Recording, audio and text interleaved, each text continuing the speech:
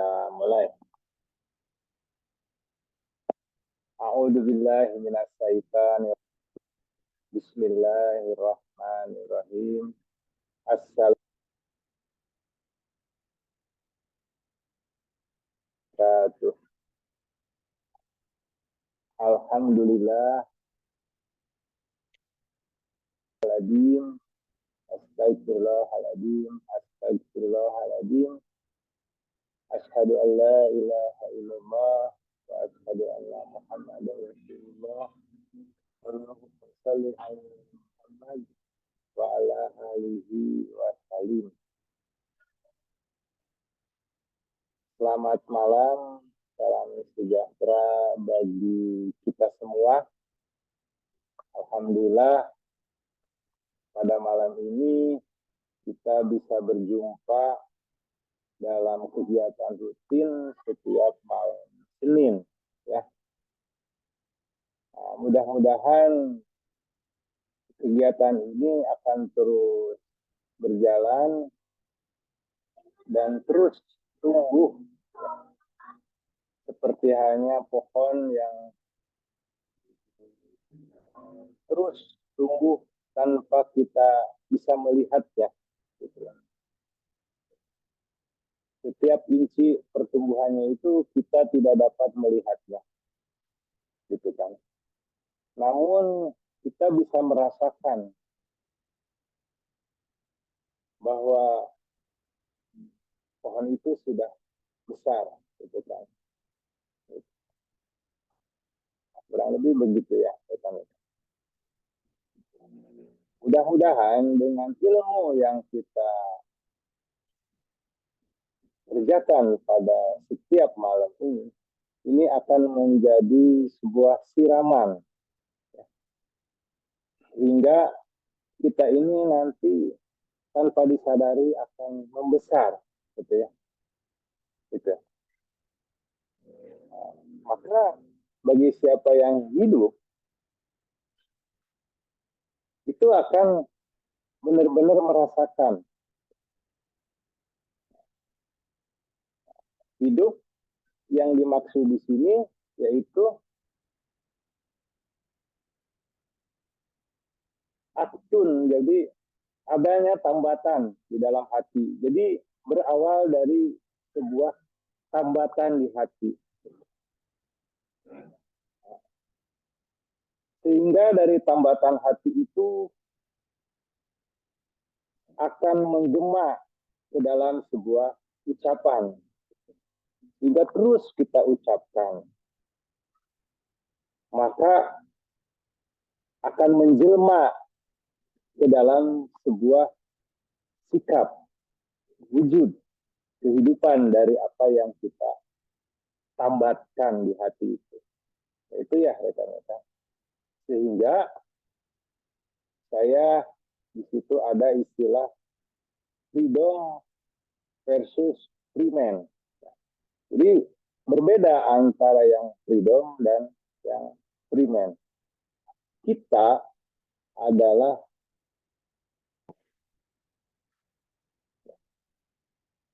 untuk penjelasan tentang hal-hal yang saya sampaikan dalam pengantar ini nanti akan sedikit-sedikit mengalir, meresap ke dalam lubuk Anda. Untuk malam ini saya tampilkan materi yang luar biasa, keberaniannya. Ini saya sampaikan luar biasa keberanian. Jadi pemateri ini yang hari ini beliau ya berlatar belakang seorang pendidik, guru.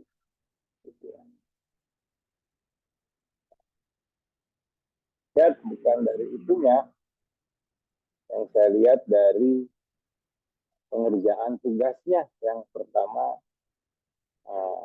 memberikan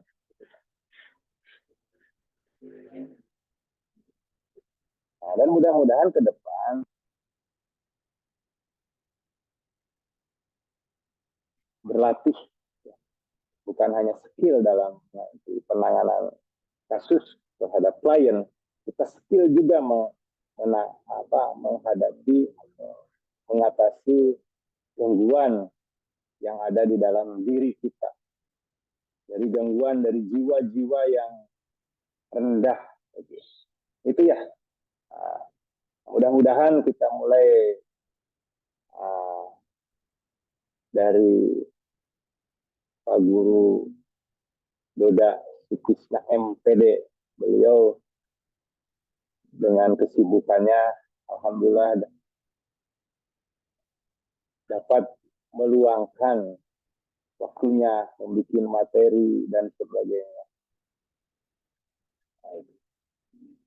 Ya, tanpa panjang-panjang dalam memberikan pengantar, saya serahkan sekarang langsung kepada Bapak Guru Doda Sutisna MPD. Waktu dan tempat silahkan seluas-luasnya dan sekreatifnya, dan rekan-rekan yang hadir mohon menyimak sehingga rekan-rekan nanti ke depan bisa bertanya ya apabila ada yang belum bisa dipahami. Ya, silahkan Pak Guru Doda, waktu dan tempat kami berikan. Ya. Bismillahirrahmanirrahim. Terima kasih atas kesempatannya Guru Teddy dan teman-teman hebat semuanya. Assalamualaikum warahmatullahi wabarakatuh. Waalaikumsalam warahmatullahi wabarakatuh. Mohon izin teman-teman, saya off kamera karena ini takutnya sinyal sedikit sekali jaringannya, jadi takut menghambat jaringannya. Izin share screen teman-teman.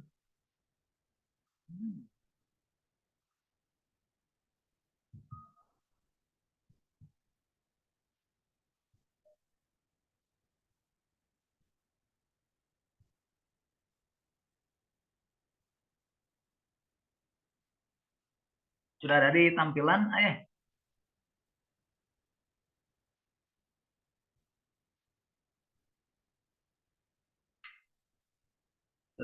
Baik, teman-teman, mohon izin pada kesempatan ini saya memaparkan sedikit terkait ilmu kesehatan tradisional empiris, perbaikan sistem organ pernapasan pada studi kasus batuk dan hidung tersumbat.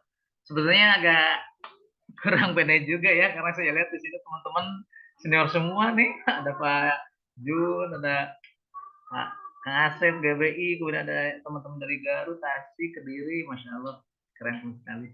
Mohon izin saja berbagi share, mungkin nanti masukannya dari teman-teman semuanya. Intinya 5 menit selesai memaparkan, sisanya mungkin dari teman yang lain nanti yang ini.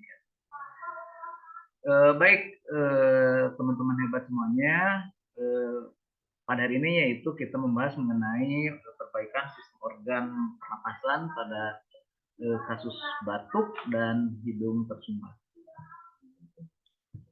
Namun sebelum kepada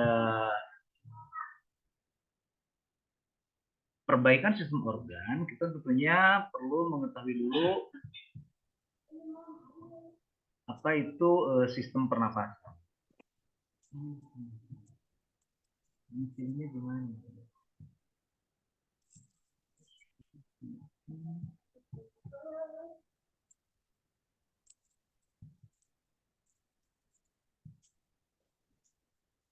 Apa itu sistem pernapasan? Sistem pernapasan adalah sistem tubuh yang bertanggung jawab untuk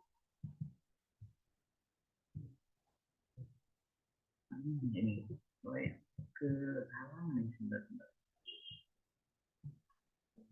mengambil oksigen O2 dan mengeluarkan karbon dioksida. Itu adalah sistem pernapasan. Jadi sistem tubuh yang bertanggung jawab untuk mengambil oksigen dan mengeluarkan karbon dioksida. Mengapa penting? Tentunya oksigen sangat diperlukan untuk menghasilkan energi di dalam tubuh kita. Ini adalah organ bagian dalam sistem pernapasan. Di antaranya pertama ada hidung, kemudian ada faring, ada laring, ada trakea, kemudian paru-paru, ada tabung bronkial, bronkiolus, kemudian ada alveolus dan diafragma. Mekanisme dalam pernapasan itu ada dua, yakni menghirup dan menghembuskan. Jadi bernapas itu hanya dua. Pertama menghirup, tentunya udara masuk melalui hidung, kemudian melewati tenggorokan dan menuju paru-paru. Kemudian setelah itu menghembuskan atau ekspirasi, di mana udara yang mengandung CO2 atau karbon dioksida itu dikeluarkan dari paru-paru. Fungsi utama dalam sistem pernapasan yang pertama tadi itu mengambil oksigen, tentunya untuk mendukung kebutuhan atau fungsi tubuh yang ada di dalam diri kita. Kemudian mengeluarkan karbon dioksida, itu limbah hasil metabolisme, dan menjaga suhu dan kelembaban udara saat melewati hidung.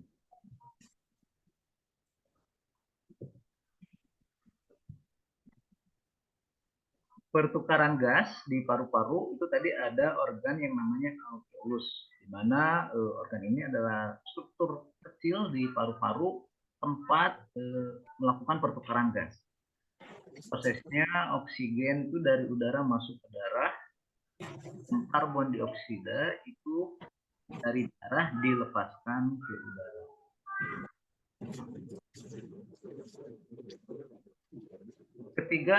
Ketika sistem pernapasan terjadi gangguan, tentunya akan menyebabkan yang namanya penyakit. Di antaranya gangguan yang ada pada sistem pernapasan, ada TBC, ada flu, dan ada kanker. Nah, di hari ini kita membahasnya mengenai batuk dan hidung tersumbat. Batuk dan hidung tersumbat itu bukanlah suatu penyakit, tapi melainkan gejala. Tapi meskipun secara umum dan sering dianggap ringan, batuk dan hidung tersumbat ini tentunya dapat mengganggu kita, bisa mengganggu kegiatan atau aktivitas tidur kita, aktivitas harian kita, dan tentunya kenyamanan kita dalam bernafas. Yang pertama, batuk. Batuk itu adalah refleks alami tubuh kita untuk mengeluarkan lendir, kuman, debu, atau partikel asing dari saluran napas. Kemudian hidung tersumbat. Hidung tersumbat adalah kondisi ketika aliran udara di hidung terhambat, sehingga kita sulit bernapas melalui hidung secara normal. Nah, hidung tersumbat ini terjadi karena adanya peradangan pada dinding lapisan di dalam hidung. Bisa juga sering disebabkan oleh infeksi atau alergi. Kemudian adanya penumpukan lendir atau ingus di dalam rongga hidung. Bisa juga terjadi pelebaran pembuluh darah karena reaksi tubuh terhadap infeksi atau alergi. Gejala umumnya biasanya ada batuk kering atau batuk berdahak. Kenapa dalam batuk itu ada dua jenis, ada batuk kering dan batuk tidak berdahak. Batuk kering itu artinya batuk tidak berdahak. Umumnya batuk ini disebabkan oleh iritasi tenggorokan atau alergi, bisa juga dari asap ataupun asam lambung ketika naik, ataupun infeksi virus ringan. Jadi tidak ada lendir yang diproduksi sehingga terasa lebih gatal dan mengganggu. Sedangkan kalau batuk berdahak itu dia sifatnya produktif. Jadi disebabkan oleh infeksi saluran napas. Itu bisa flu, bronkitis, pneumonia atau yang lainnya. Asma juga bisa.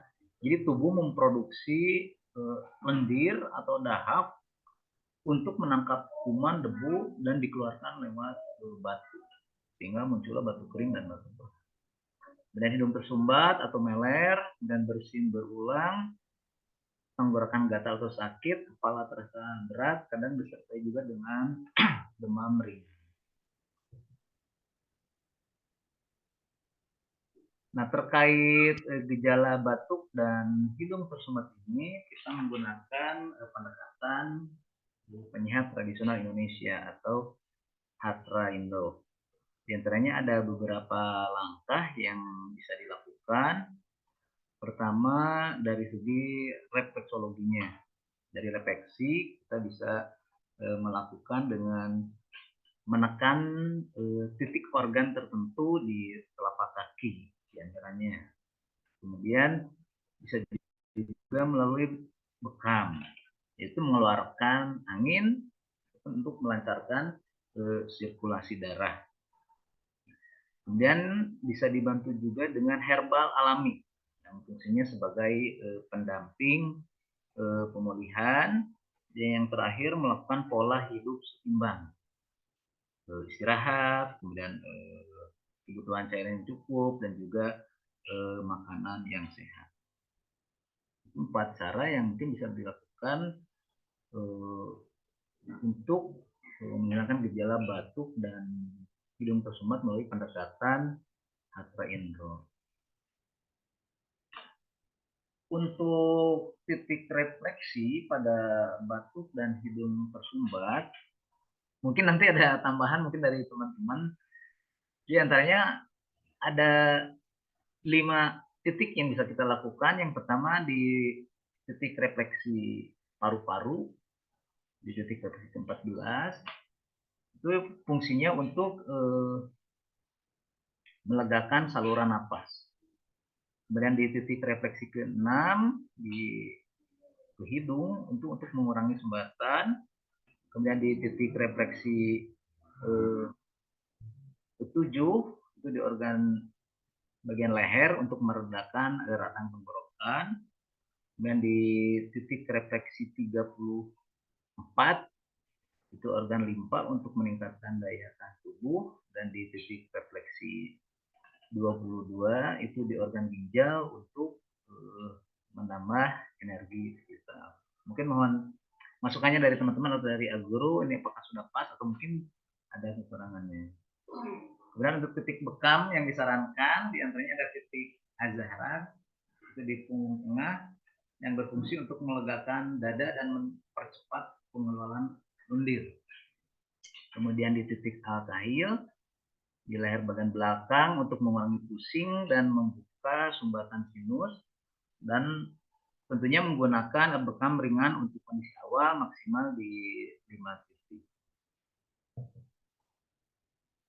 Adapun manfaat daripada 2 terapi tadi yang dilakukan, yaitu dalam bentuk refleksi dan bekam, di antaranya 1 untuk meningkatkan sirkulasi darah dan untuk membantu mengeluarkan lendir dan angin, kemudian meredakan peradangan, kemudian menstimulasi pekerjaan organ paru, ginjal, dan limfa. Dan yang kelima itu meningkatkan sistem imun tubuh secara alami. Jadi dilakukan 2 terapi itu manfaatnya biasanya seperti yang tadi disampaikan.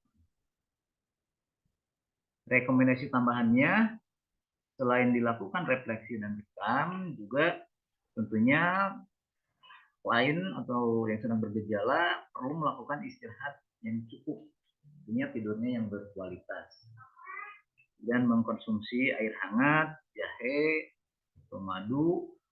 Kemudian makanannya yang dihindari gorengan, es, dan makanan manis berlebih. Kemudian tentunya perlu dilakukan refleksi dan bekam secara berkala.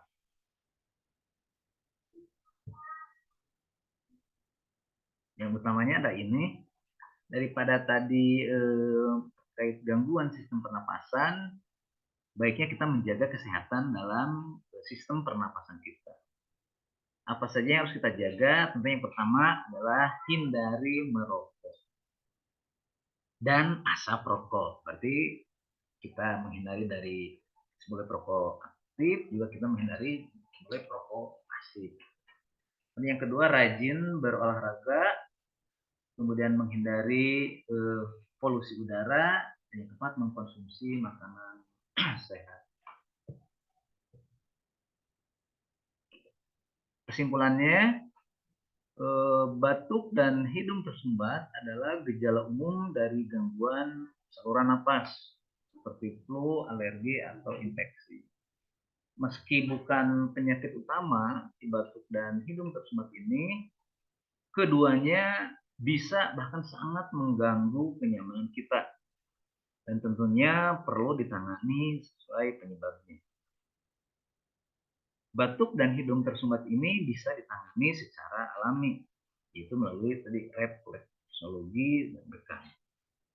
Refleksi akan mengaktifkan organ dalam tubuh kita melalui kaki, diantaranya kemudian bekam juga membantu mengeluarkan angin dan racun.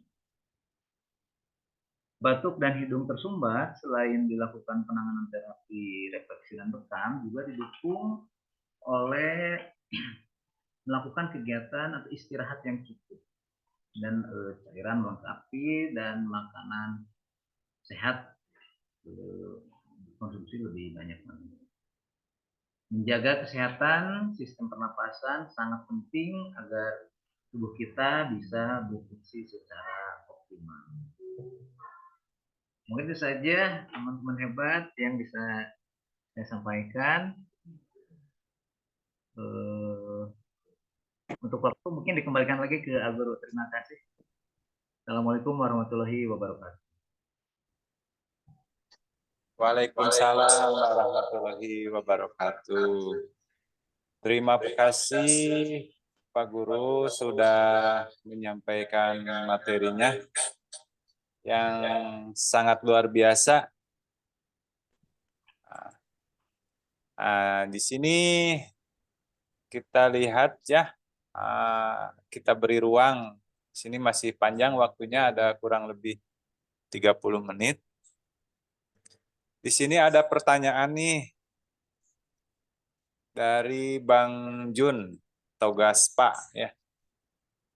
Nah, beliau bertanya ke Kang Guru, bekam ringan, maksudnya bekam yang gimana ya? Apakah bekam kering atau pop kering? Maksudnya bekam ringan, berarti yang tadi disampaikan Kang Guru. Silahkan Kang Guru dijawab.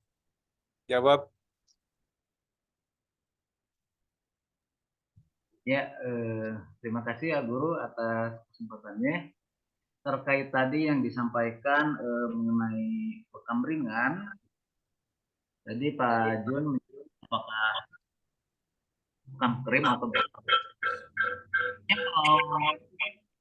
bekam kering itu namanya bekam BK mungkin ya, mohon izin ada Kang Asep dan teman yang lainnya. Mungkin itu kering namanya ya. Kalau bekam biasanya basah gitu ya.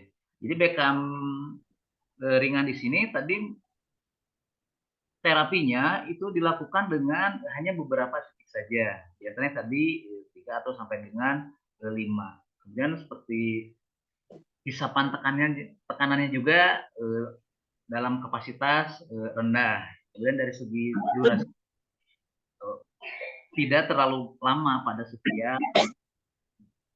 Kemudian kalau yang memakai sayatan pisau mungkin bisa diminimalisir sayatannya mungkin kalau yang pakai pisau, tapi yang pakai jarum mungkin jumlah pelukaannya tidak terlalu banyak.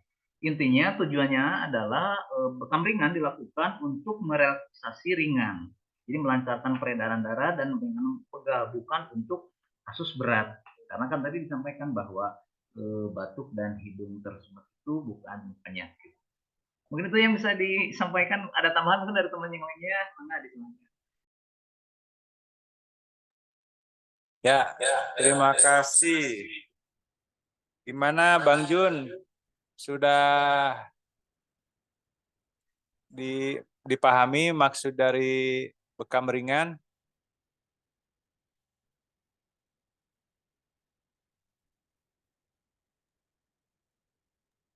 Halo Bang Jun. Ya cukup Pak, terima kasih. Oke. Nah, jadi terima kasih Bang Jun yang atas pertanyaannya. Terus Pak Guru Doda juga terima kasih sudah menjawab. Nah, jadi sini ada penjelasan dari tadi dari narasumber bahwa tidak ada istilah bekam kering sebetulnya ya. Jadi yang namanya bekam ya itulah bekam, artinya sebuah tindakan mengcupping ya, menyedot dengan alat cup gelas ya, dan kemudian memberikan tusukan dengan jarum yang setelah standar dan kemudian dikeluarkannya darah. Itulah yang namanya bekam.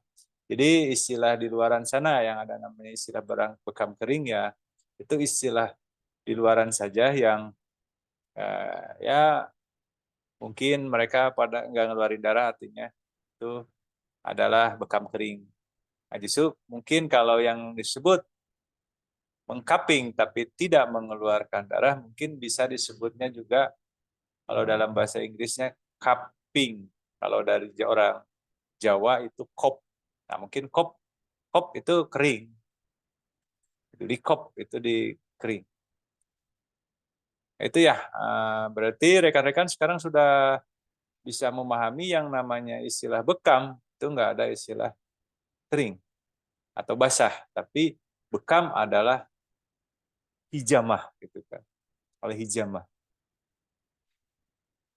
Silahkan ada yang bertanya lagi mengenai penanganannya tuh. Titik-titiknya ada yang mau nambahin atau ada yang mau mengkoreksi? Kita sama-sama di sini belajar nih. Nanti ke depan siapa lagi yang berani? Ya, coba Pak Guru ininya ditampilkan titik-titik refleksi dan termasuk titik bekam juga. Atau saya coba bantu di sini juga. Ya, boleh mangga dari sana mungkin dari Agul. Lama ini. Di sini juga loading, uploadnya hese.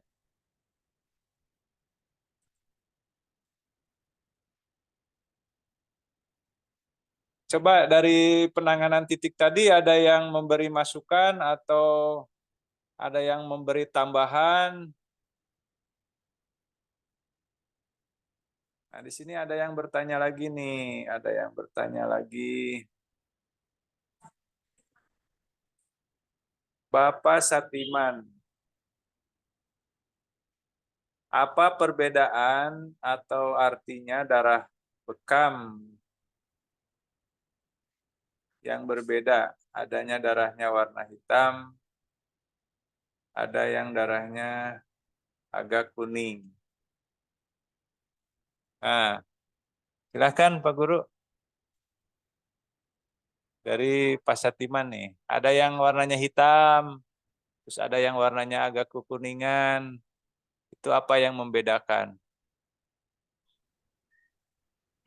Kebetulan di sini ada Kang Asep ya, pakar bekam mana dari baik Kang Asep Pak De. Baik, sambil menunggu nanti melengkapi dari Kang Asepul ya dari GBI, mungkin bisa sedikit saya sampaikan sedikit mungkin Guru dan teman-teman yang lainnya. Biasanya ketika kita melakukan ijamah penyedotan darah, itu warna darah memang ada yang berbeda-beda. Ada yang merah segar, ada yang merah ketuaan, bahkan tadi ada yang disampaikan ada yang sampai agak kuning atau mungkin berlendir atau bercampur cairan. Itu biasanya contoh misalkan untuk warna darah hitam atau merah gelap itu umumnya terjadi pada orang-orang yang stres atau kurang tidur atau mungkin kelelahan fisik, sehingga menunjukkan penurunan kadar oksigen dalam darah. Mungkin nanti dari Aguru bisa dilengkapi. Itu yang darah yang dikeluarkannya merah gelap. Sedangkan kalau darah yang tadi disampaikan campur kuning atau mungkin berlendir bercampur dengan cairan, itu bisa menandakan kolesterolnya mungkin Pak, menandakan kadar kolesterol dia tinggi atau kelembaban tubuhnya berlebih, sehingga menunjukkan gangguan metabolisme pada tubuhnya, infeksi ringan. Itu untuk perbedaan warna merah gelap dengan kuning. Tapi ada juga kan yang darah merahnya cerah. Itu berarti si klien tersebut menunjukkan kondisi darah dia masih cukup bersih dan peredarannya lancar. Biasanya keluar pada orang-orang yang sehat atau rajin mereka mungkin yang sebulan sekali rutin mungkin pasti cairannya merah cerah. Mungkin dari Aguru bisa ditambahkan atau dari teman-teman. Terima kasih Pak Guru. Ada yang nambahkan atau Bapak Satiman kira-kira udah cukup atau ada yang mau nambahkan? Silakan dari pengalaman masing-masing. Ya, saya mau nambahkan, Pak. Menambahkan, oh ya, mangga, silakan. Ya. Iya. Kedengaran suaranya, Pak? Suaranya kedengaran nggak, Pak? Jelas. Jelas Suaranya kedengaran. Kedengaran, Pak. Oh, kedengaran ya. Ada Pak, Jadi, ada. bekam itu tadi ada berwarna merah, ada warna kuning ya, Pak ya. Nah, jadi pencampuran dengan cairan limfa atau plasma, bekam itu hanya mengeluarkan darah, tapi bisa juga mengeluarkan cairan, jaringan seperti plasma atau limfa. Cairan limfa itu berwarna bening atau kekuningan. Jika bercampur dengan darah, bisa membuat warna darah terlihat kemerahan atau kekuningan. Kondisi darah kental atau kurang oksigen, yaitu darah yang lebih gelap atau kekuningan kecoklatan bisa mengadakan sirkulasi yang tidak lancar atau adanya penumpukan racun di metabolisme kita. Bekam sering dikaitkan dengan pengeluaran darah kotor, meskipun secara medis belum ada buktinya. Tapi infeksi ringan atau peradangan lokal kadang berwarna kekuningan bisa berasal dari cairan atau peradangan. Peradangan kulit atau sekitarnya. 4. Proses oksidasi, Pak. Jika darah terkena udara terlalu lama sebelum dibersihkan, bagai cairan bisa teroksidasi berwarna berubah termasuk menjadi agak kekuningan. Nah, terus apakah itu berbahaya? Tidak selalu berbahaya. Disertai keluhan seperti nyeri, hebat, infeksi, ataupun demam biasanya tidak berbahaya. Namun bila warna darah tampak aneh secara konsisten, keluar nanah atau luka tidak sembuh-sembuh, sebaiknya konsultasi ke dokter, Pak. Mungkin itu aja tambahannya, Pak. Oke, terima kasih Pak Diki ya sudah menambahkan dari pertanyaan Pak Satiman. Ada lagi yang mau nambahkan atau sudah? Izin menambahkan Ustadz. Pak. Silakan.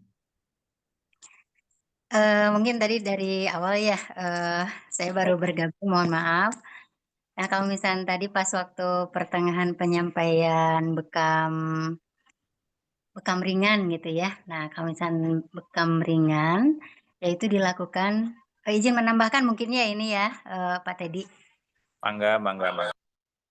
Kalau misalkan bekam ringan itu, bekam dilakukan untuk tipe, kan ada klasifikasi gitu ya, ada klasifikasi pasien itu kan ada 3 nih. Ada klasifikasi untuk orang yang kuat, Terus yang kedua itu orangnya yang sedang, dan yang ketiga itu adalah pasien yang lemah gitu. Nah, mungkin ini adalah bekam yang ringan itu dilakukan kepada pasien yang lemah gitu ya. Nah, itu pemberian daripada titik nabawinya, maksud titik nabawi itu adalah titik yang di mana Nabi berbekam gitu. Nah, itu adalah titik nabawi. Nah, tapi kita kasih untuk tipe yang 3 ini, yang lemah itu cukup dengan tidak lebih dari 5 titik gitu. Jadi kalau misalnya lebih itu, misalnya jadi 7, 8 itu untuk tipe-tipe sedang dan kuat lah gitu. Nah, mungkin itu dilakukan untuk bekam ringan. Nah, terus mungkin yang kedua, untuk darah gitu ya. Untuk darah itu kan ada yang merah, ada yang kuning. Mungkin dari sependek pengetahuan saya, kalau misalkan yang pekat gitu, biasanya itu kan ada yang darah O itu kan beda ya dengan darah A, B gitu ya. Terus AB juga kan itu biasanya beda gitu ya, berbeda. Nah, itu yang pekat itu biasanya yang darah O, yang darah O itu biasanya hitamnya itu hitam pekat gitu, biasanya gitu ya. Tapi ada juga yang hitam pekat itu orang yang suka merokok gitu ya. Otomatis kalau misalnya perokok itu biasanya jadi eh hitamnya itu emang pekat gitu ya. Jadi karena sirkulasi darahnya itu tidak lancar gitu. Nah, tapi kalau misalkan yang itu ada kekuning-kuningan itu betul, karena ada pencampuran antara cairan plasma gitu ya. Terus di situ juga ada kolesterolnya juga lumayan agak tinggi juga, itu bisa jadi. Nah, karena bekam itu eh, pengambilannya itu di lapisan lapisan yang amannya itu epidermis dan dermis ya. Tapi kalau misalnya udah ke lapisan hipodermis itu udah pasti darah segar yang keambil gitu.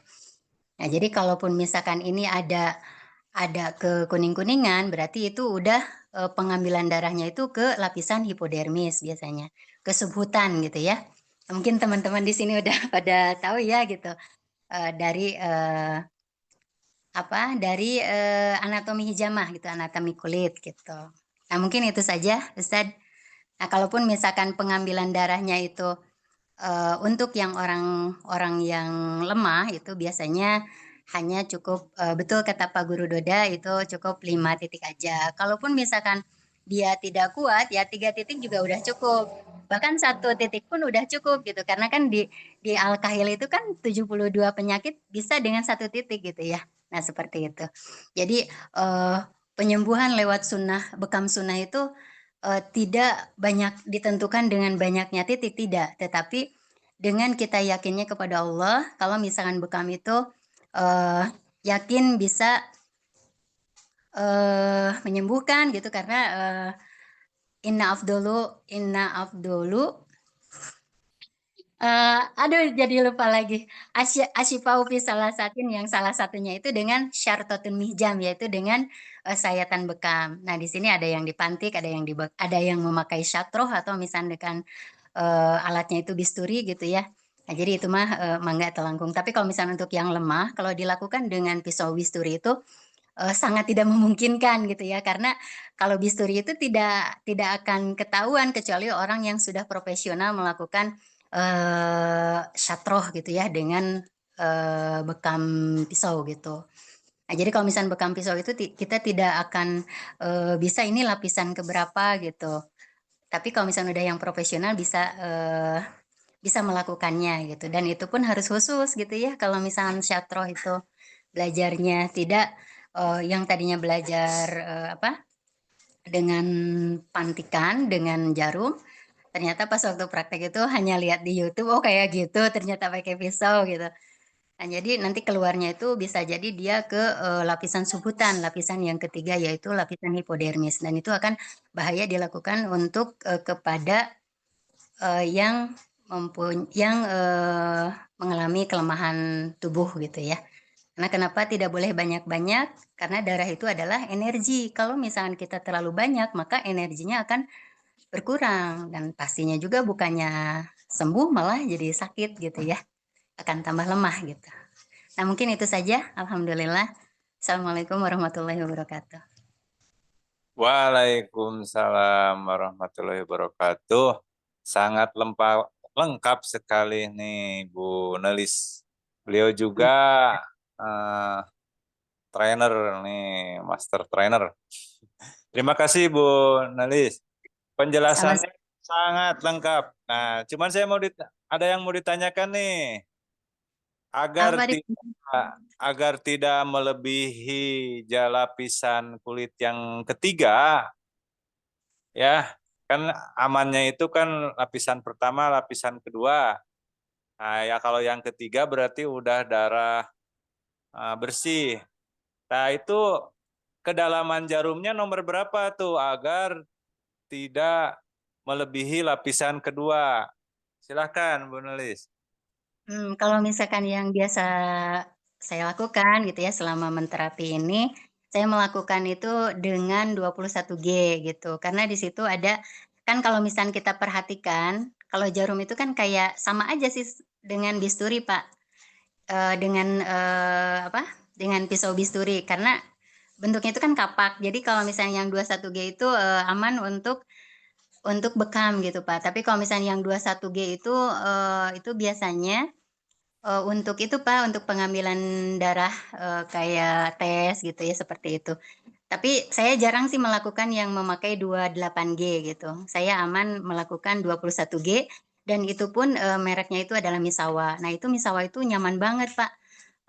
Nyaman banget untuk pasien gitu karena di situ tidak akan terasa sakit gitu. Itu pun ya kembali lagi kepada keahlian kita gitu ya dari menterapi gitu ya. Nah, kalau misalnya kita sudah lihai, kalaupun misalnya itu bagus, tapi kalau kita dari keilmuannya belum begitu ini, ya pasti mau bagus juga akan terasanya sakit gitu. Seperti itu. Jadi 21 Maksud saya bukan ukuran itunya, Bu. Pen lancetnya. pen lancetnya. Pen lancetnya biar nggak nembus ke lapisan ketiga. Kan karena kalau lapisan ketiga itu juga bisa disebut tindakan invasif tuh. Nah, Betul. kalau kita masih lapisan 1 dan 2 itu bukan invasif. Maka bekam ini benar-benar bekam ini adalah bukan invasif karena kita tidak sampai ke lapisan ketiga. Maka yang sayatan pakai pisau itu di Hatra Indo itu tidak disarankan. Tidak boleh, maka kita hanya cukup dengan jarum. Dan ukurannya nih, tadi Ibu menyinggung lapisan kulit nih. Saya sangat senang dan setuju bahwa karena ini akan menyangkut bekam adalah bukan tindakan invasif nih. Nah, 1 dan 2 itu bukan invasif. Agar tidak melebihi lapisan ke 1, maksudnya agar tidak tembus ke lapisan 3, pen lancetnya itu nomor berapa tuh amannya? Itu di 3 dan 4. Nah, itu kalau misalnya untuk yang pen plastik Pak ya, kan di situ ada 1, 2, 3, 4 gitu kan. Nah, itu kan lebih lebih lebih dalam kan, lebih diputar ke angka yang lebih jauh itu akan lebih jauh juga ke itunya, ke kedalamannya Pak. Biasanya diatur seperti itu. Tapi kalau misalnya saya itu udah lama nggak pakai itu Pak. Jadi kalau saya itu memakainya yang samurai yang pakai drat Pak. Jadi si dratnya aja diatur dari drat gitu. Kan dratnya kalau misalkan si dratnya jadi lebih ke bawah itu kan berarti kan ada longgar tuh di lancetnya dari lancing device-nya kan. Nah, itu kalau misalkan si dratnya agak ini pasti dari kedalamannya itu nggak akan ini Pak. Berarti cukup ya di tengah-tengah ya. Kalau yang pakai pen itu cukup Ya, yang di tengah-tengah ya. betul. Berarti Jadi kalau yang pen plastik yang ada nomornya itu di nomor 4 cukup ya? cukup 3 atau 4 gitu. Jadi itu menyesuaikan pasien. Di situ nanti ada pasien, ya itu tadi ada yang lemah, kuat, dan sedang gitu. Jadi itu bisa mengkondisikan sih Pak biasanya. Oke, siap.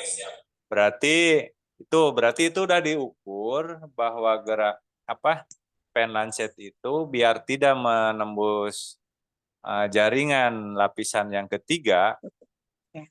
itu berarti maksimal di 4 ya. Terus Ya. kalau yang itu, yang pennya yang besi itu, yang samurai itu, berarti disimpan di tengah-tengah ya Bu ya? Beratnya di tengah aja. Kalau misalkan full itu pasti si kedalaman jarumnya itu akan tembus sih ke yang hipodermis tuh, yang lapisan subhutan itu pasti kena gitu. Dan yang Oh keluar itu siap. pasti akan darah bersih gitu kan, sayang juga gitu. Makanya kenapa kalau saya itu udah pada tahu kalau pasiennya teh nggak mengharapkan banyak darah gitu ya, karena kan dengan kita menstimulan kan itu sama dengan menstimulan ya Pak ya, dengan kita ada pantikan ke tubuh itu teh sebetulnya menstimulan gitu, baik itu darahnya keluar atau banyak, yang penting mah pendek juga udah menstimulan gitu. Jadi ada mikrotrauma gitu. Jadi membuat mikrotrauma tuh mikrotrauma itu jadi trauma kecil lah gitu ya. Jadi kita itu emang harus terbiasa dengan adanya menyakiti tubuh gitu, karena biar tubuh itu terbiasa gitu. Tapi kembali lagi bekam itu bukan untuk menyakiti, tetapi bekam itu kita niat untuk ittiba kepada Nabi Muhammad, mengikuti sunnah Rasul gitu. Karena Nabi Muhammad juga kan sampai akhir hayatnya hanya sakitnya 3 kali, dan itu pun karena diracuni gitu ya, salah satunya gitu.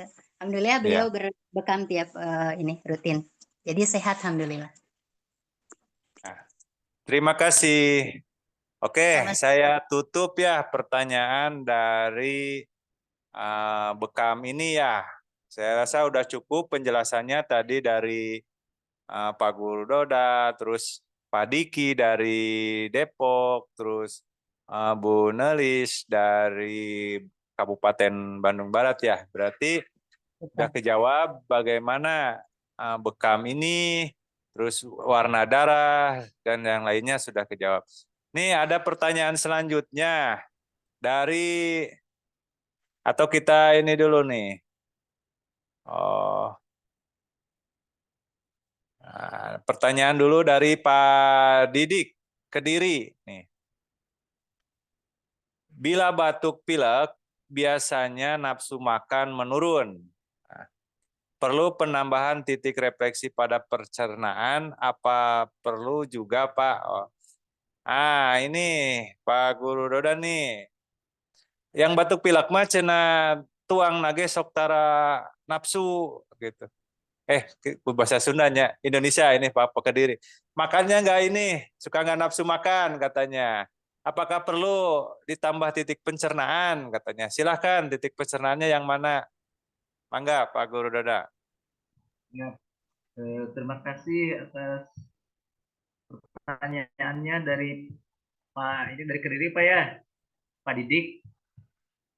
Terkait batuk pilek, biasanya nafsu makan menurun, perlu penambahan titik refleksi di pencernaan atau tidak. Betul sekali Pak, perlu ditambahkan titik refleksi pencernaan saat menangani klien dengan bapil dan nafsu makannya menurun. Alasannya kenapa? Memang suka ada dan mungkin sering terjadi ketika klien yang batuk pilek itu sering membuat tubuh lemah dan sistem pencernaan tentunya ikut terganggu. Nah, penurunan nafsu makan ini bisa disebabkan oleh lendir yang berlebih, karena kan hidung tersumbat terjadi peradangan, kemudian gangguan lambung, sehingga sistem saraf tidak seimbang. Sehingga tadi pertanyaan Bapak sangat boleh ditambahkan titik refleksi, yaitu di area lambung ya, untuk merangsang fungsi pencernaannya. Sebetulnya tidak hanya di lambung saja, itu kan teman-temannya lambung itu ada usus halus, usus besar juga, itu bisa ditambahkan karena masuk jaringan di pencernaan. Kemudian liver juga, pankreas dibantu juga untuk menambah metabolisme.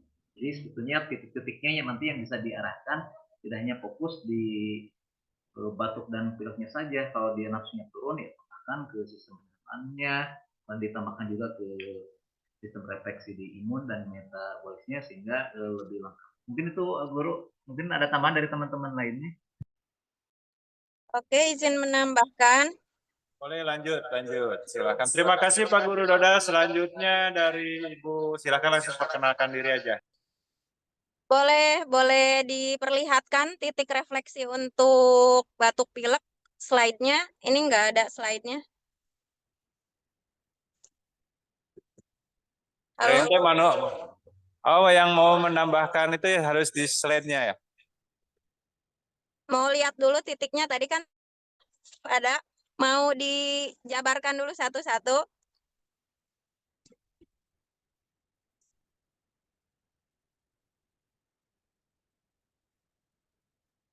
Nah, di sini kan titik refleksi untuk batuk, ada paru, hidung, leher, tenggorokan, limpa, sama ginjal.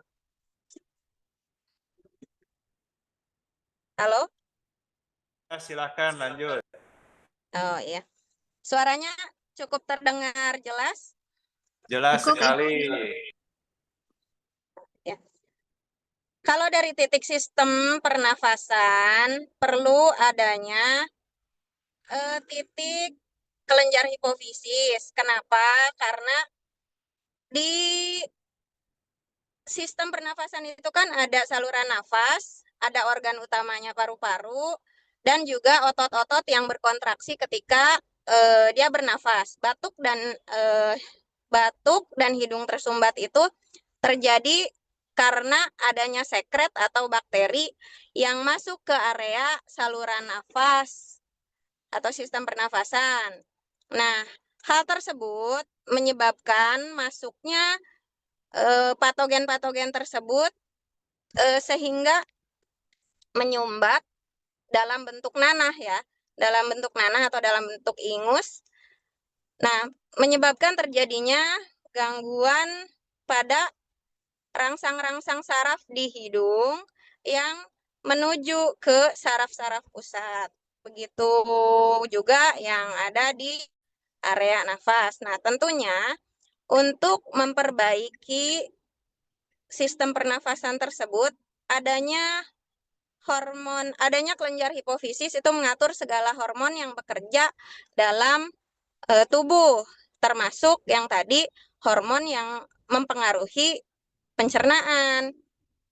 Karena adanya sekret tadi kan menghalangi area sinus, area saraf 3 saluran gitu ya. Nah, jadi selain dari titik-titik yang ini, titiknya bisa dilengkapi untuk saluran nafas, ada juga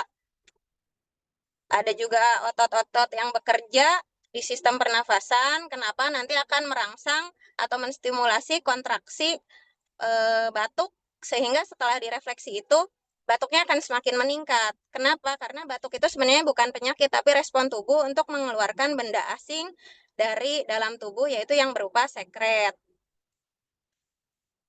Itu mungkin, jadi untuk titik-titiknya ini bisa ditambah ya. Ada itu baru titik hidung, leher, tenggorokan,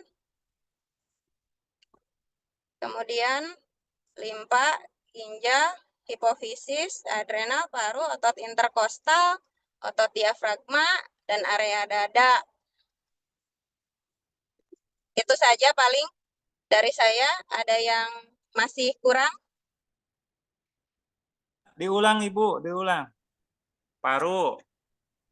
Ya, untuk saluran nafas itu kan ada hidung, laring, faring, tenggorokan ya, leher, tenggorokan.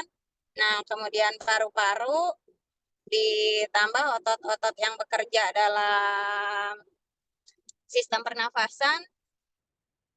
Ada area biasanya nyambung ya dengan area dada, itu dada, diafragma, sekat rongga dada, sama tulang rusuk adalah tempat menempelnya otot interkostal. Kemudian kelenjar-kelenjar yang mempengaruhi itu juga ada kelenjar hipofisis sama kelenjar adrenal. Kenapa? Karena di sistem pernapasan itu ada bergantung sama paru itu, sehingga adrenal juga ikut berperan dalam peredaran darah tersebut untuk sistem pernafasan. Itu titiknya sudah benar ya. Ginjal, limpa, paru, jantung, tambah jantung satu lagi. Sudah. Pencernaannya apa? Ada nggak? Untuk pencernaannya tadi difokuskan perbaikan di kelenjar hipofisis, itu kelenjar yang berfungsi untuk mengontrol semua hormon dalam tubuh. Jadi itu sudah termasuk ya mengontrol hormon-hormon yang lain. Jadi kenapa orang ketika flu atau ketika batuk tersebut hilang si reseptor terhadap perasa dan pembaunya, ya itu diperbaiki di kelenjar hipofisis.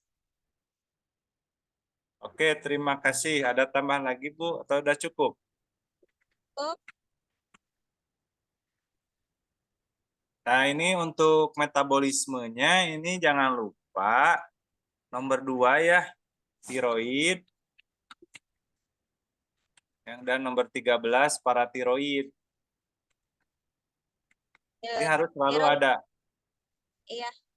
Jadi itu yang dari hipofisis sudah langsung mengontrol hormon tiroksin alias hormon tiroid. Sama ya? Iya, sama. Jadi hipofisis itu mengontrol semua hormon, mau itu hormon gonad, mau itu hormon tiroid, ya hormon tiroksin ya yang keluar dari tiroid, dari kelenjar tiroid, mau itu dari kelenjar dari pencernaan, HCl, juga pankreas, semua dikontrol oleh kelenjar hipofisis. Pengontrolan di saraf pusat gitu. Oke, terima kasih. Terima kasih. Nah, berarti alhamdulillah sudah kejawab bahwa kenapa pas lagi batuk pilek makannya nggak nafsu.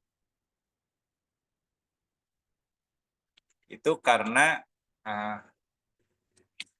terganggu gitu ya. Mungkin dari diafragma, tekanan diafragma itu menekan lambung ya, sehingga lambung jadi terasa begah penuh, bisa itu. Nah, terus dari hormonalnya tadi terganggu juga sehingga malas makan, maka itu hipofisis atau titik nomor 4 ya. Gitu ya. Nah, udah dilengkapi ya, ini diafragma dilengkapi udah, dada sudah. Nah, ini berarti titik. Nah, kalau dalam konsep refleksi itu ada namanya titik langsung dan refleks langsung dan refleks berhubungan. Nah, di sini kita temukan dulu refleks langsungnya. Berarti refleks langsungnya jelas ini hidung. Ya, hidung. Nah, ini saya warnai yang warna merah, ini titik refleks langsungnya. Nah, ini refleks langsung. Nah, yang lain itu bisa, yang lain berarti disebut refleks berhubungan. Ya, refleksi berhubungan. Artinya yang berhubungan itu berarti bisa karena gejala, dari gejala yang berhubungan itu ya, atau juga gangguan gitu, atau yang terganggu. Ya. Nggak kesimpan. TR14 paru ya. Nah, gitu ya rekan-rekan. Nah, di sini udah lengkap nih. Yang lainnya berarti refleks berhubungan.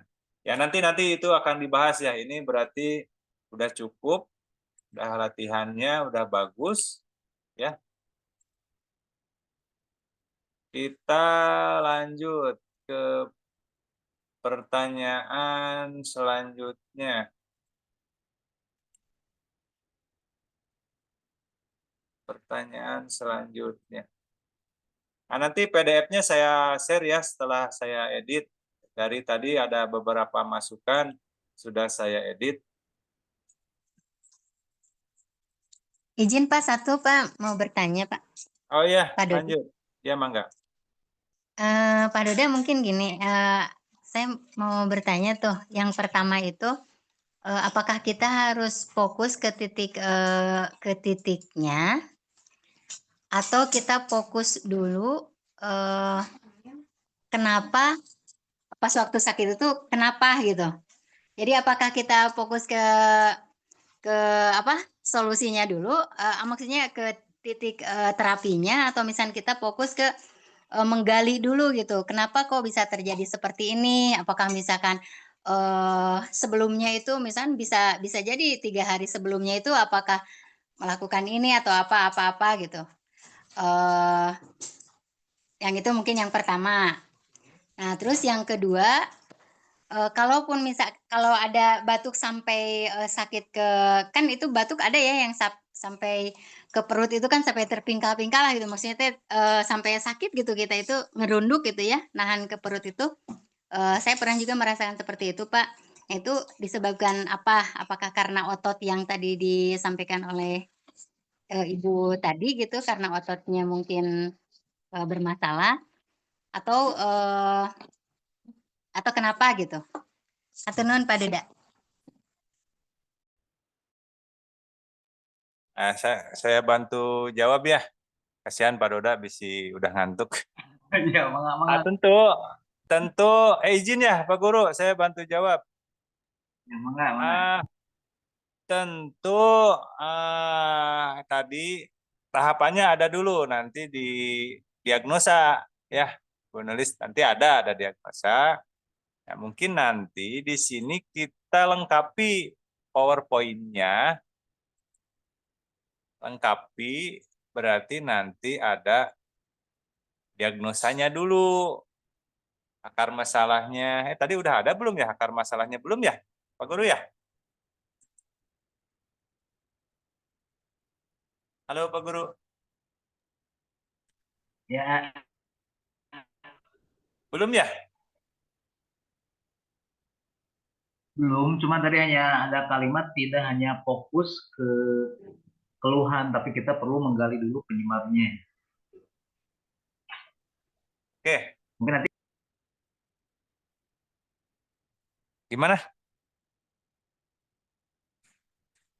PPT-nya nanti dilengkapi lagi. Sebetulnya Bunda Nelly sudah lebih tahu sih Bu Nel apa yang harus dilakukan.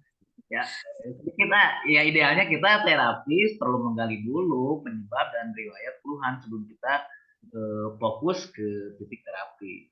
Jadi agar kita lebih tepat sasaran ya dan tidak hanya meredakan gejala yang rasakan, jadi nyentuh ke akar masalahnya. Bu Nel lebih tahu deh pasti. Makasih Bu. Jadi itu bagus nih ada pertanyaan itu, sehingga tetap dari diagnosa ada. Cuman tetap pas penanganan harus fokus di titik yang tadi sudah dicatatkan oleh Pak Guru Doda, dan ada tambahan dari Bu Nuraini. Itu fokus di sana. Termasuk titik bekamnya pun di sana aja gitu. Jadi itulah nanti Hatraindo yang level 5 yang kita bangun ini itu. Jadi tindakan kita lebih terfokus. Ya, kita sambil terus latihan bersama-sama ya. Oke, saya rasa cukup kita nih ada kita perbaiki ya nanti sebelum kita share PDF-nya PowerPoint-nya nanti kita perbaiki dulu dari Izin Pak, mau masukan-masukan nanya Pak. Bu Nuraini bersama Bu Nulis. Ini di sini. Izin nanya Pak. Nah, kalau masalah kolesterol nanti dulu kita akan dijawab. Itu yang tadi batuk pilek Pak, mau izin. Batuk Tadi pilek. nafsu makan mulai mengendor ya, tidak nafsu makan. Oh, mau nambahin Pak Diki? Sok Mungkin silakan. kita demam, Gimana? Mau nambahin, Bangga? Silakan, Pak Diki. ya, ketika kita demam itu nafsu makan kita akan kurang ya Pak ya, demam. Nah itu biasanya disertakan terpengaruh oleh infeksi virus di dalam tubuh kita, sehingga radang tenggorokan dan saluran pernapasan tadi itu terasa terganggu Pak. Nah makanya sedang oleh virus, makanya tubuh kita itu terasa lelah gitu loh. Makanya orang demam itu obatnya itu adalah istirahat. Dan biasanya nafsu makan itu akan hilang dan demam itu akan hilang jangkanya cuma 3 hari. Bila 3 hari tidak sembuh, maka disarankan lebih lanjut ke dokter. Mungkin virusnya itu lebih kebal daripada antibodi pasien itu tersebut. Mungkin itu doang kali ya tambahnya.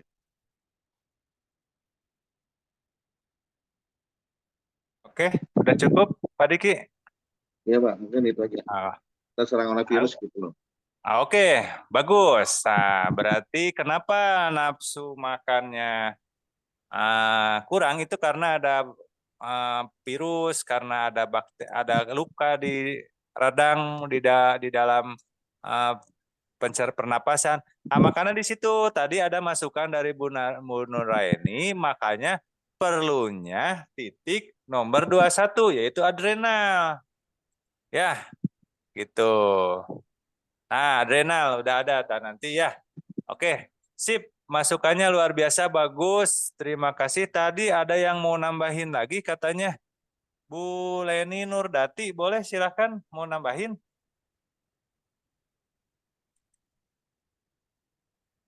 Siapa yang mau nambahin? Mau menambahkan tadi yang ditanya sama Bu siapa itu? Bu Nelis Siapa? ya. Iya. Iya, Oh Bu, ya, itu Ibu Nulis yang tadi sampai, nanya, sok. nah, Silakan, ya Bu. sampai ke itu Bu. Cik ya. Sok, sok, Menanyakan tentang sok bagus nih jawaban Bu Nuraini mah sok keren nih. Mangga lanjut. Oke, kalau untuk titik, nah kita boleh di titik tersebut langsung.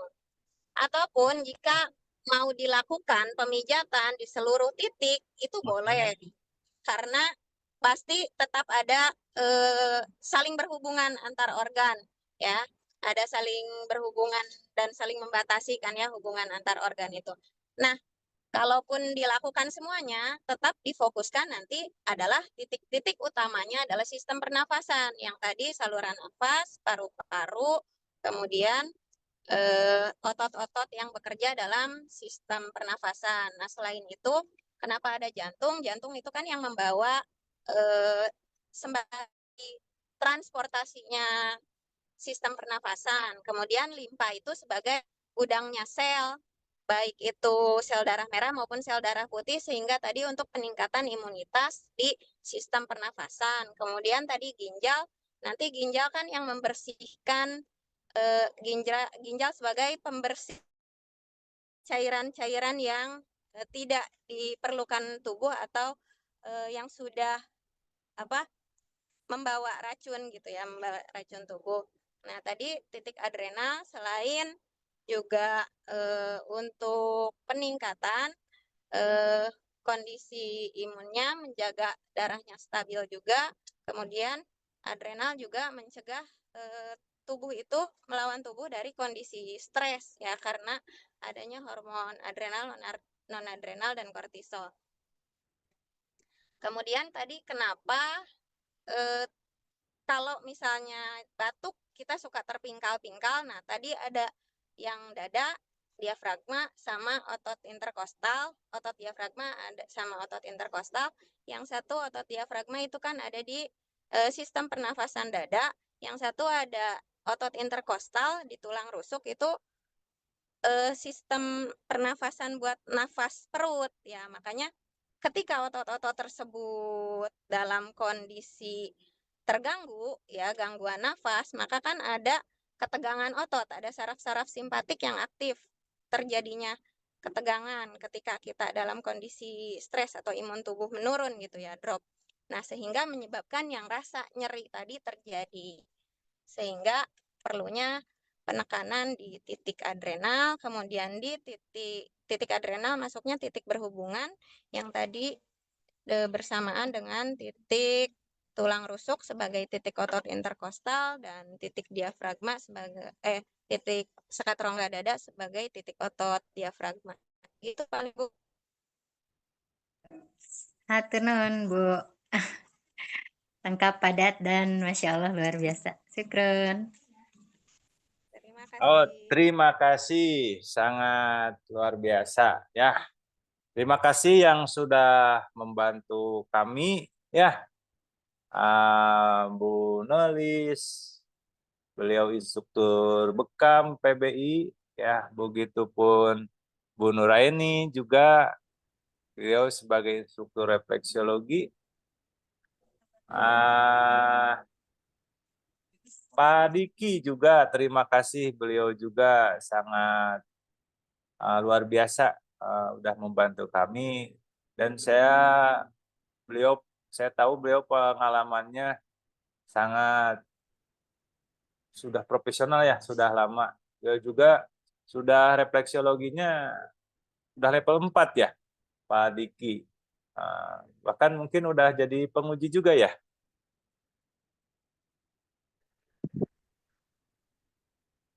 Ya, saya rasa waktu kita sudah menunjukkan jam 21.19. Saya lihat pertanyaan lewat chatting semua sudah terjawab ya. Dan ini dari Pak Untung, apa tidak pengaruh dahak dalam saluran pernapasan atau kerongkongan ketika batuk? Pengaruh asam lambung tinggi yang naik ke kerongkongan menuju mulut. Nah, gimana, ada yang bisa menanggapi yang dari Pak Untung, Pak Guru?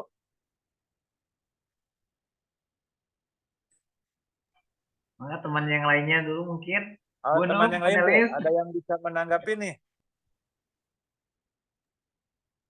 Atau Pak Untung bisa dijelaskan dulu pertanyaannya, atau udah ada yang bisa nangkep? Bu Nuraini silahkan.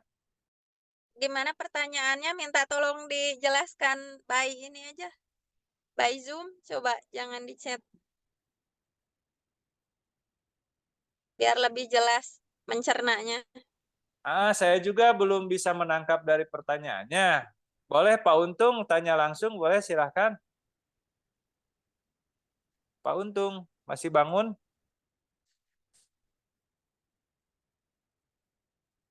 Halo? Atau coba saya baca ya di sini.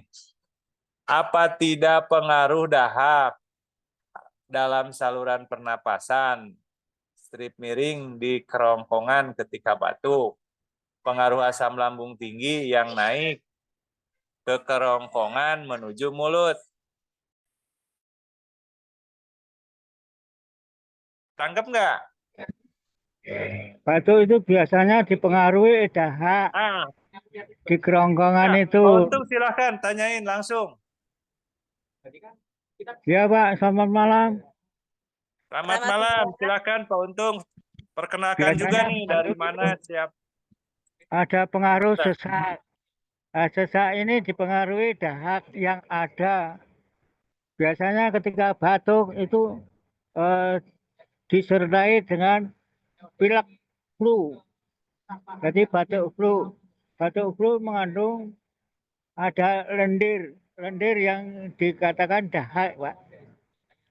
Mempengaruhi juga ketika batuk. Karena batuk ini dahak ini mempengaruhi sesak napas. Gitu, Pak. Terima kasih. Oh, berarti Pak Untung bukan nanya, itu menambahkan mungkin ya? Ya. Oh, menambahkan Bapak Ibu sekalian. Jadi Pak Untung memberi tambahan gitu. Ya, Pak Guru Doda mungkin gitu ya. Pak Untung memberi tambahan mungkin ya? Iya, karena saya sendiri pernah jadi beliau ya asam lambung juga mempengaruhi. Ketika batuk itu ada dahak yang keluar. Gitu, Oke. Pak. Oke, alhamdulillah ya. Saya rasa cukup. Terima kasih kepada yang sudah membantu. Terima kasih Pak Guru Doda Sutrisna MPD yang sudah menjadi pemateri hari ini. Terima kasih juga kepada Bapak Ibu yang sudah membantu menjelaskan dari pertanyaan saudara-saudara sekalian. Dan terima kasih juga yang bertanya ya. Ini karena dengan bertanya ini sangat menjadi hidup ya. Materi ini menjadi sangat luar biasa ya. Selanjutnya sebelum kita tutup ya, saya kembali simpulkan bahwa kita tetap dalam nanti penanganan kasusnya itu kita benar-benar berfokus pada standar yang telah kita terima ya. Kita sudah mulai mau belajar ke gangguan kasus kesehatan ringan. Berarti kita sudah mengenal sistem organ, dan selanjutnya. Maka ini kita bekalnya harus tahu dulu tentang titik refleksi, ya, terus titik bekam, ya, terus bekam nanti ditingkatkan dengan bagaimana landsettingnya, pelukaannya, gitu ya, dan tentunya sterilnya. Nah, gitu, alhamdulillah berarti kegiatan malam ini saya tutup aja ya sebelum kita foto dulu ya, foto dulu. Silakan layarnya dibuka. Kita layarnya dibuka, silakan.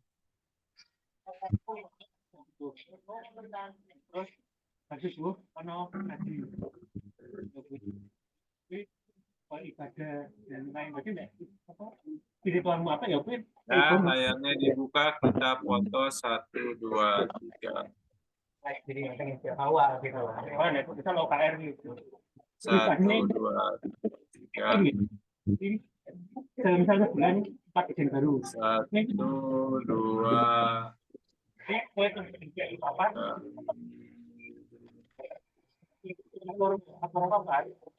1, 2, 3. Pak Guru udah foto mana Pak Guru? Pak Guru on cam dong, Pak Guru Doda. Alhamdulillah ya, hatur nuhun. Nanti kita tunggu rekamannya. Mudah-mudahan bagi yang nanti terlambat bisa nanti simak lagi rekamannya, atau yang bisa belum masuk juga nanti bisa menyimak rekamannya. Ya, silakan kepada rekan-rekan yang nanti terus mengikuti malam Senin ini. Saya harap ke depan Anda lebih meningkatkan lagi dan bersering berbagi pengalamannya. Bahkan nanti saya akan tunjuk untuk menjadi narasumber ya, sebagai nanti bahwa seorang level 5 itu harus menguasai segala. Saya rasa cukup.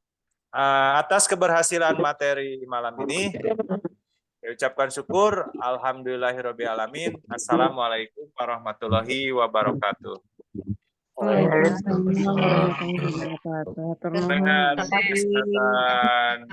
Pak Doda ya.